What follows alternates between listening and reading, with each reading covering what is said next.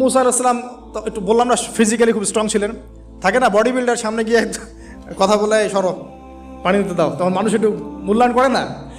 তো মুসা আলাইহিস সালাম এভাবে পানি নিয়ে দিলেন এবং বাছুরদেরকে পানি পান করালেন, করিয়ে গাছের নিচে এসে বসে আছেন।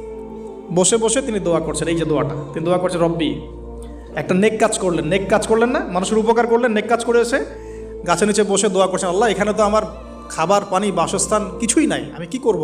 রব্বি ইন্নি লিমা আনজালতা ইলাইয়া মিন খায়রিন ফকির, রব্বি ইন্নি লিমা আনজালতা ইলাইয়া মিন খায়রিন ফকির। আবার বলেন, রব্বি ইন্নি লিমা আনজালতা ইলাইয়া মিন খায়রিন ফকির। অর্থ হচ্ছে, হে আল্লাহ, তুমি তোমার পক্ষ থেকে আমার উপরে যে নেয়ামতগুলো দিবে, আমি এর জন্য ফকির হয়ে বসে আছি।